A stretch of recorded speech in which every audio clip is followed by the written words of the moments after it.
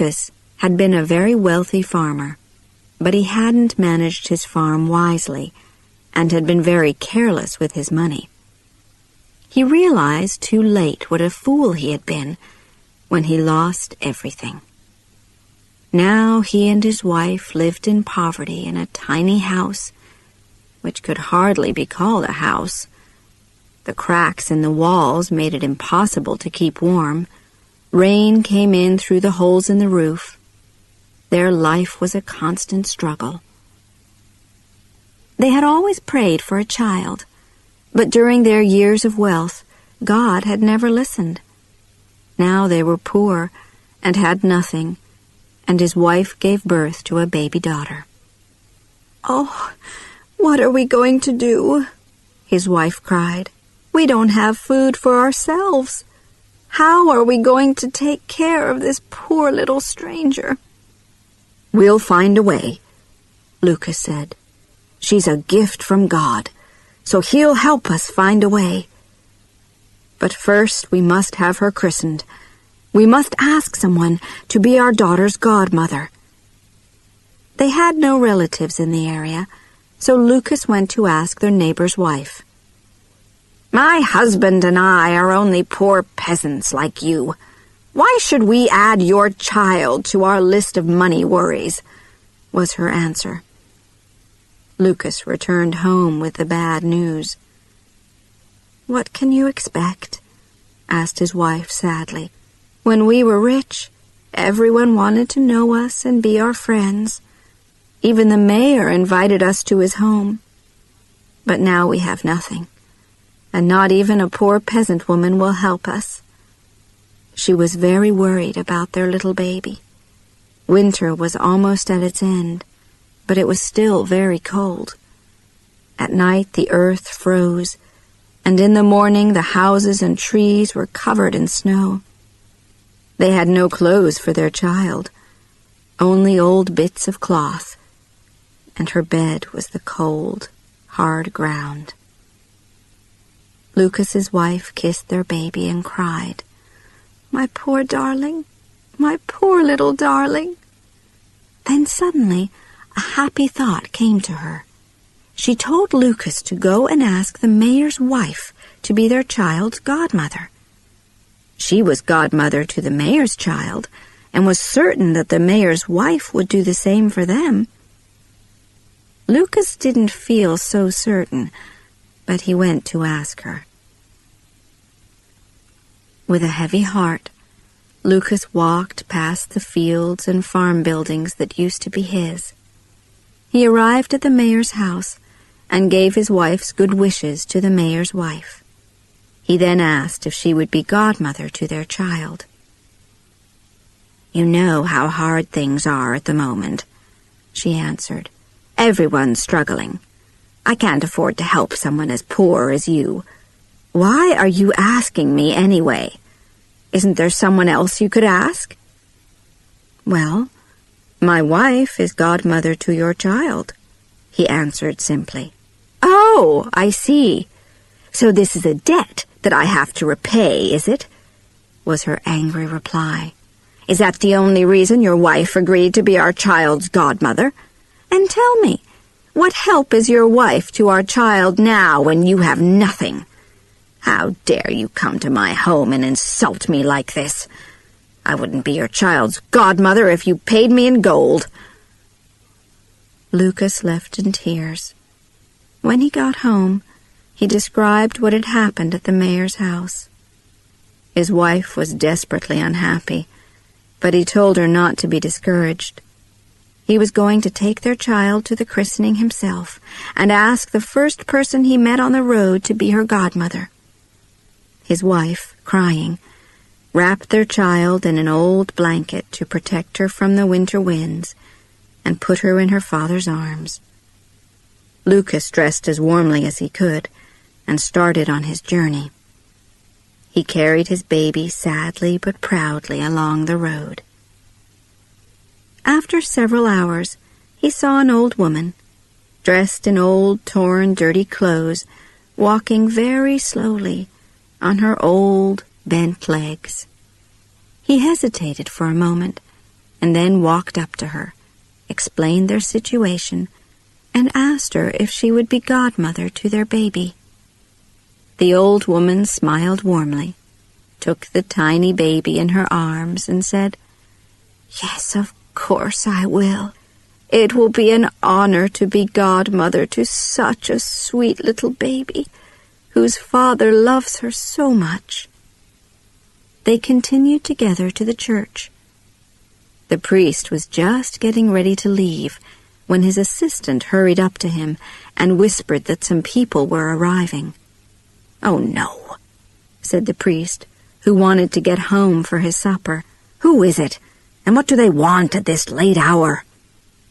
"It's only Lucas," answered his assistant. "You know, the one who lost everything. He's as poor as the poorest peasant now."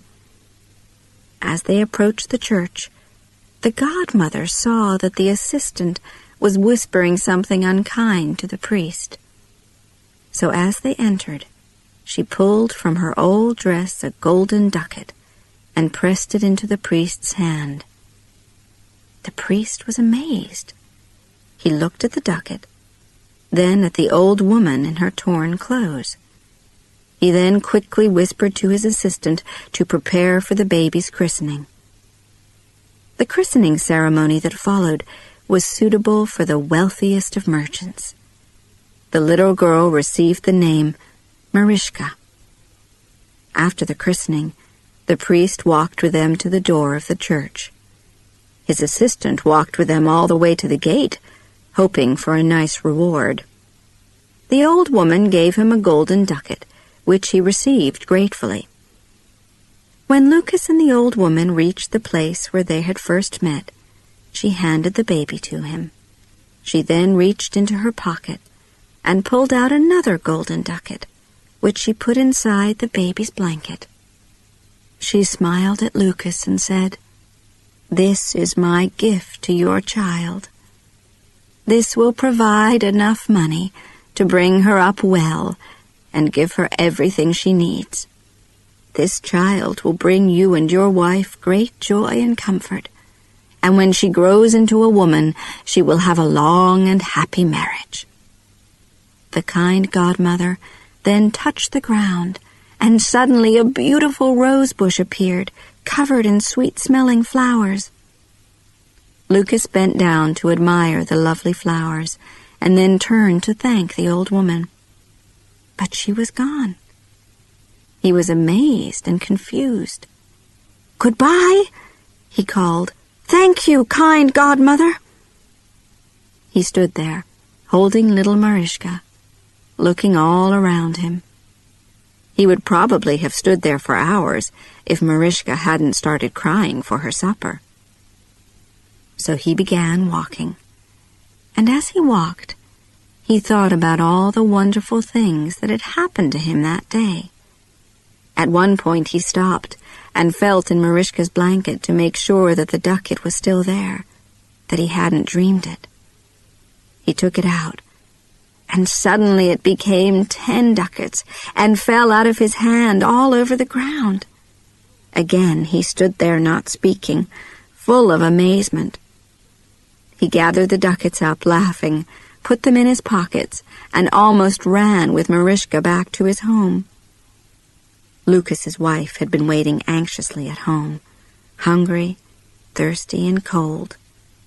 There was no food in the house, and no money. She was very surprised when Lucas ran in with a happy smile on his face and told her all about the kind godmother. When he finished, he told his wife to take the godmother's christening gift out of Marischka's blanket. The wife reached in and pulled out the ducat. Suddenly there were 10, 20, 30 ducats. She cried out in happiness and surprise. The ducats flew out of her hands and rolled all over the floor. They both began to pick the ducats up, but wherever there was one, another 10 appeared. In the end, there was a beautiful golden pile shining in front of them. They fell onto the floor, laughing and crying at the same time. Then Lucas's wife was suddenly full of fear. Could this money be an evil curse? Maybe the woman is an evil spirit who wants to buy our souls. Lucas laughed. Don't be silly, he told her. What evil spirit would go into a church? But Lucas knew this godmother wasn't an ordinary woman. Maybe she was a good spirit, sent by God to help them. He warned his wife, however, that they must guard their secret. He told her to hide the money and not tell anyone the true story. He then took 1 ducat for the mayor to change so he could buy eggs, flour, bread, and milk. When he asked his wife what else he should buy, she immediately answered, "Our land, our house, our animals, our fields." "Tomorrow morning," Lucas replied happily. Then his wife became very serious and said, "But Lucas, please manage them more carefully this time." Lucas took her in his arms and told her quietly, "I promise to do this, for you and our child. I've been very silly and caused us much unhappiness and worry. But I've learned my lesson. Please believe me." He then left to get their supplies. While he was out, his wife sat holding her baby and dreaming happily about their future. After some time, Lucas returned with the mayor's servant, who was carrying buckets of fresh milk, a basket of eggs, and some wonderful cakes. "The mayor's wife sends her good wishes to you both, and has sent me to help you in any way I can," the servant told her. Lucas's wife thanked her, and watched as the servant then began preparing a fine soup for them on the fire. Lucas had also bought 3 soft feather beds, which he put by the fire. The next day, Lucas went to buy back their farm. The mayor's wife was extremely curious to know how Lucas and his wife had become wealthy again since his visit to their house the day before. So while Lucas was out, she visited his wife and asked questions. But Lucas's wife didn't give away their secret. She just told her that Marishka's godmother had very kindly given them enough money to help them start again. After the mayor's wife left, Lucas's wife sat by the fire, thinking about their kind godmother. She thanked her for giving them a second chance in life. Lucas did buy back all their property, and this time he managed it wisely. He built handsome, solid farm buildings and a beautiful house for his family. He bought the very best animals, and in the fall, his fields were full of healthy golden wheat and corn. His farm became the best in the region. Lucas and his wife were loved and admired as they were good neighbors, generous and helpful to any poor farmer who was having bad luck. Marishka was a wonderful child. She gave Lucas and his wife great joy and comfort, as her godmother had said she would. When she became a woman, her beauty attracted a wealthy prince who asked her to be his wife. She married him and lived a long and happy life. Lucas and his wife grew old in good health. In the evenings they often sat by the fire and talked about the time when the kind godmother appeared and changed Lucas's luck.